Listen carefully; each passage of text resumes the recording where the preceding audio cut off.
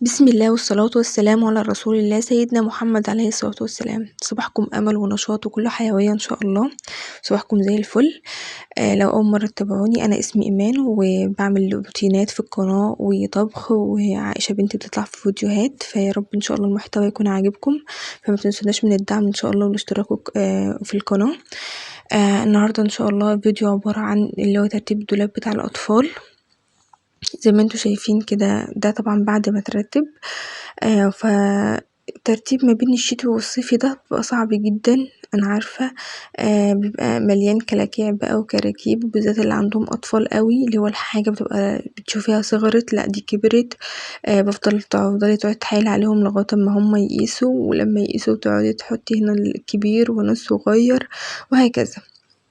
ولكن ان شاء الله اليوم بيخلص وبيعدي، وبيبقى بياخد فعلا، انا خد معايا فعلا يوم كامل بالترتيب ده.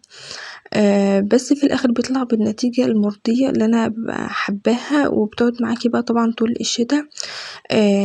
بيبقى كويس وبتحافظي عليه برضو. طبعا الحاجة اللي بتعمليها، القطعة اللي بتطلعيها بترجعي تطبقيها، تتغسل وتتطبق وتحط في مكانها تاني عشان تفضلي محافظة عليه طول الشتاء. هوريكم افكاري البسيطة جدا عن الدولاب اللي انا عملتها عشان تسهل عليا ان انا اخد. يعني هنا انا عندي بنتين، عندي حفصة وعائشة. حفصة الصغننة وعائشة الكبيرة، طبعا اللي متابع القناة عارف. هنا عاملة هنا نص ونص، مقسمة لهم كل حاجة في الدولاب كده حتة وحتة، عشان يبقى حاجة منظمة، ما تكونش كل البلوفرات بتاعتهم على بعضها او كل هدومهم على بعضها، ما يجي يلبسوا ترجع الحاجة تتركب تاني. طبعا هبدأ لكم من الاول واوريكم الدولاب وهو متكركب كده والدنيا زيطة. وبعدين هبدأ اقول لكم انا رتبت ازاي وعملت ايه.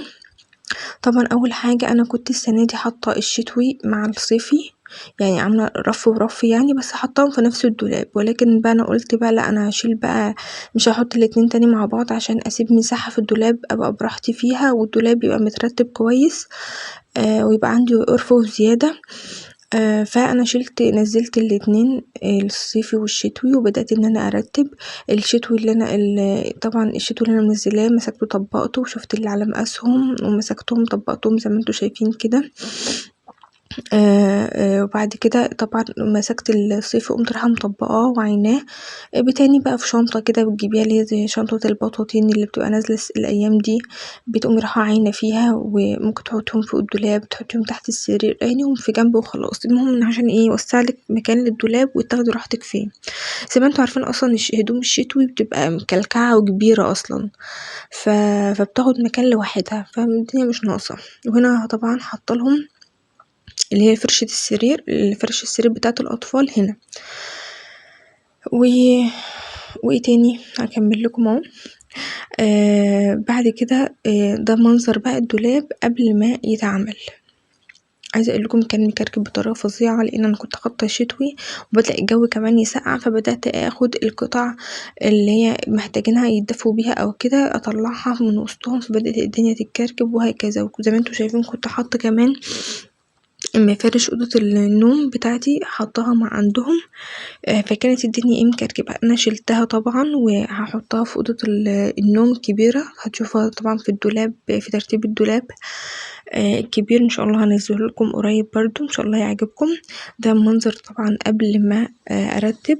نزلت بقى طبعا ده كله مسكته ان انا طبقته، وزي ما انتوا شايفين برضو الفرش برضو مش متطبقة، مسكتها طبقتها. ده لقيته بعد ما حطيته هنا، لقيته اللي هو بتاع الدفايات السرير الكبير برضو شلته وحطيته هناك في الدولاب اللي هناك، وهوريكم برضو ترتيب الدولاب اللي هناك. هنا رتبت ازاي بقى وعملت ازاي. هنا بوريكم ان هنا عملت لهم الهدوم الداخلية على بعض، اللي هي الدفايات اللي بتبقى تحت الترنجات على بعض. حاطه لها كده حاجات المدرسة في جنب، اللي هي السويت شيرت، لا الحاجات الزيادة بتاعت هدوم المدرسة حطها برضو في جنب، مطبقة وحطها في جنب. برضو هنا عند حفصة عملت نفس النظام، الهدوم الداخلية مع بعض، الدفايات على بعض، كل حاجة كده بجنب عشان تبقي انت شايفة وانت بتجيبي. والترنجات حطيتها كده قدام برضو. كل حاجة كده مترتبة. والملايات برضو بتاعتهم مسكتها طبقتها وحطيتها كويس. هنا زي ما انتوا شايفين الجنب بقى بتاع الخروج، يعني انا عامله جنب بيتي وجنب خروج. الجنب هنا بتاع الخروج مسكت نزلت ده، طبعا كل ده صيفي. مسكت نزلته وشِلت الملايات اللي تحت دي كلها، شِلتها حطيتها هناك في أوضة النوم الكبيرة عشان دي بتاعة النوم الكبيرة، بعد كده عندهم اللي هو ايه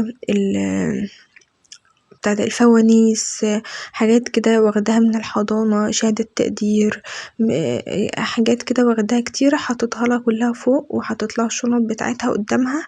هنا عملت هنا جنب كده اللي هو اليمين ده لعائشة، والجنب الشمال كده لحفصة حطيتلهم طبعا اللي هي الكولونات كلها على بعض اللي هو اللهم صل على سيدنا محمد، اللي هي والهيكولات اللي تحت بتاع على بعض، السويت شيرت، الحاجات دي كلها.